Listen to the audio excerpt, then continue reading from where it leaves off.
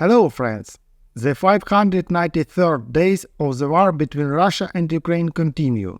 In the Zaporizhia direction, according to the General Staff, the offensive of Ukraine forces continue. Ukrainian military telegram channels write about the advance of the Ukrainian armed forces north of Kopany. This conclusion is made on the basis of Russian attack on a number of plantings in this area. At the same time, the Deep State Telegram channel clarifies there is possibility that the Ukrainian advance there at the end of the summer, but only managed to gain a foothold now. Fighting also continues at the first position of the enemy's main line of defense between the village of Novoprokopivka and Verbove. It is obvious that the command of the enemy troops in this direction is making significant efforts to prevent further advance of the advanced units of the Ukrainian army to the south.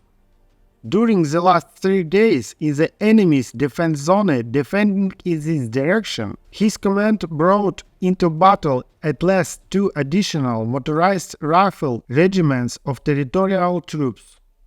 The high level of intensity and tension of the fighting is evidenced by the fact that the other 2 Russian regiments that took part in the earlier were withdrawn by the enemy to the second line due to loss of combat capability. Friends, before continuing, I would like to draw your attention to the young channel of Maria Vishunova. She posts daily videos with map reviews and the latest news about the war in Ukraine. Let's support Maria and help her develop her channel. The tactical meaning of the battles between Novoprokopivka and Verbove is control over the height with a mark of 117. It is this height, thanks to its dominant position, that allows to control and sweep and the terrain, both in the Verbove and Novoprokopivka areas, at least in its northern and western outskirts. My friends, the robot will continue. At the moment, the enemy has turned the height into a fairly powerful battalion-level defense unit and continues to hold it. This height is located behind the first position of the enemy's main line of defense, which allows him to observe the nearest tactical rear of the forward units of the Ukrainian armed forces operating both in the Novoprokopivka area and in the Verbove area. Enemy artillery continues to carry out massive fire raids in the area northwest of Verbove. The enemy air assault troops, who with their stubborn counterattacks west of Verbove tried to narrow the hole in the first position of their main line of defense, apparently are forced to take a break for now. The third week of counterattacks of both enemy air assault divisions on the flanks of the strike group of the Ukrainian army in the Melitopol sector has already passed, but their result is only to stop it. Meanwhile, the Russians suddenly carried out attacking actions in the Mariupol-Yevhenii direction and managed to advance several hundred meters in the gray zone, where they gained a foothold, Ukrainian telegram channels write. This is quite far from the Orikhiv site, where the fighting is currently taking place. The area of the territory occupied by the enemy is about 1.5 square kilometers. It will be possible to determine the meaning of these actions only over time, so to speak, in dynamics. The only thing that can be said in this sense is that the direction Gulyapolis-Fedorivka, in a certain way, worries the Russian command. The Russians are remining areas on the Zaporizhia front that were previously cleared by the Ukrainians, the Institute for the Study of War reports, citing Russian military officers. Mine work has intensified in the Robotine-Verbove area, where the Ukrainian armed forces are advancing.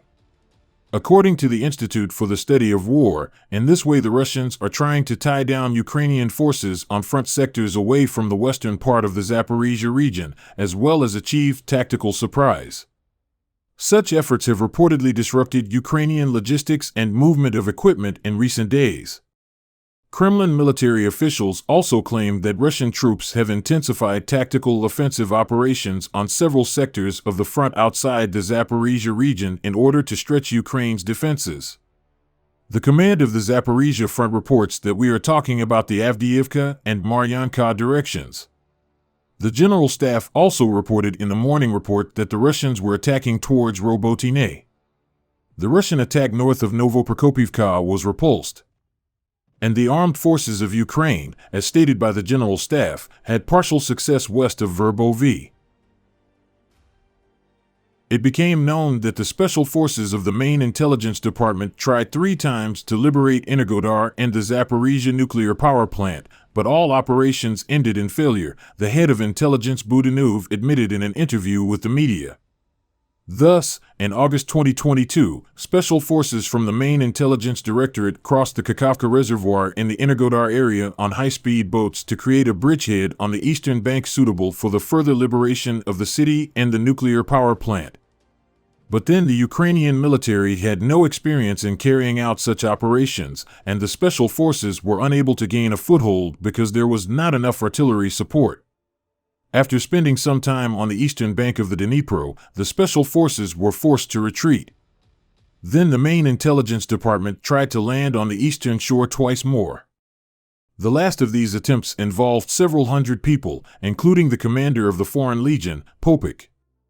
According to him, New Zealanders and other foreigners took part in the operation with him. At the time of the third landing, the enemy brought heavy equipment, including tanks, to the shore. Therefore, the special forces again failed to gain a foothold and retreated. Budanov admitted that the success of these 3 operations was hampered by both managerial and executive shortcomings. But, according to him, the special forces acquired skills that they then used when landing on the eastern bank of the Dnipro in the Kherson region. Let me remind you that the unsuccessful operation of the Ukrainian special forces was previously reported by the Western media, and before that by the Russian command. In the Kharkiv direction, the Russians continue to attack. According to the General Staff, there were enemy attacks in the Kupiansk sector in the areas of the settlements of Sinkivka and Ivanivka and further south in the Liman sector near Makiivka.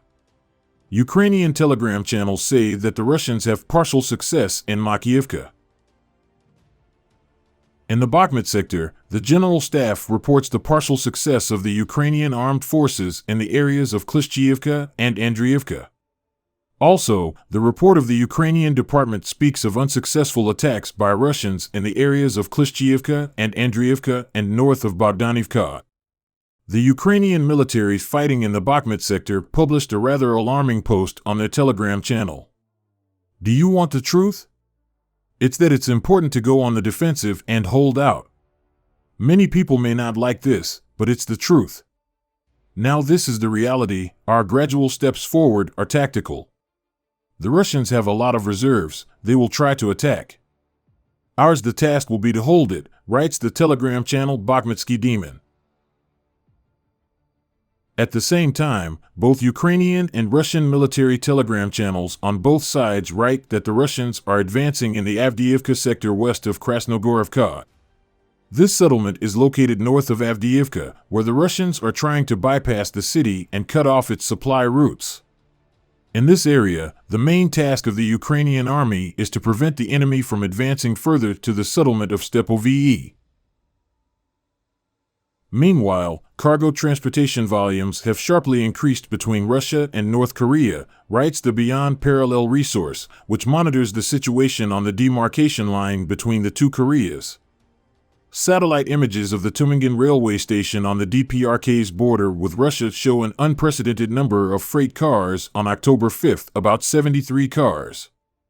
This level is much higher than what Beyond Parallel has seen over the past 5 years. The sharp increase in rail traffic likely indicates North Korea is supplying arms and ammunition to Russia, it concludes. At the same time, it is indicated that many of the carriages are covered with tarpaulin, so it is difficult to establish what is being transported from Korea to Russia. Work is also underway to expand capacity at this border crossing. Let me remind you that earlier the American media reported the beginning of deliveries of weapons and ammunition from the DPRK to Russia. Such reports began to appear regularly after the meeting between Putin and Kim Jong-un in Russia, where they were rumored to have agreed on mutual military supplies. Russia needs ammunition and missiles, of which North Korea has significant reserves. And the DPRK is in aircraft and high-tech solutions for space reconnaissance. Against the backdrop of Congress's decision to delay aid to Ukraine, Biden intends to request the largest package for Kyiv. We are talking about $100 billion, which should be enough until the beginning of 2025, that is, until the end of Biden's term, reports the British newspaper The Daily Telegraph. However, such a request has not yet been confirmed in the American media. In addition, a more mundane issue is on the agenda: the resumption of funding for Ukraine in the coming months after Congress, due to the position of the Republicans, did not include money for Ukraine in the temporary budget for 45 days. And there is still no information on when or whether a separate bill on financing will be adopted. At the same time, Europe will not be able to quickly compensate for the lack of American assistance to Ukraine, and the situation in the United States gives rise to uncertainty. The High Representative of the European Union, Josep Borrell, who recently visited Kyiv, writes about this in his blog. During our mission in Ukraine, news came that in order to avoid a so-called shutdown, the U.S. Congress has passed a bipartisan bill that does not include support for Ukraine. Despite the active participation of the Biden administration, this increases uncertainty regarding future U.S. support for this country, wrote Borrell. He added that in the short term, we would not be able to compensate for the lack of U.S. support, and we hope that our friends and allies will quickly find ways to break the impasse. Borrell cited figures for European assistance to Ukraine, 82 billion euros, including 25 billion for military support. In the coming weeks, we will be able to train 30,000 Ukrainian soldiers, and we will continue to do so, he added. Friends, considering what is happening in my country, this channel is now my only source of income. If you are able to support me financially, I will be very grateful. Thank you very much and see you in the next video.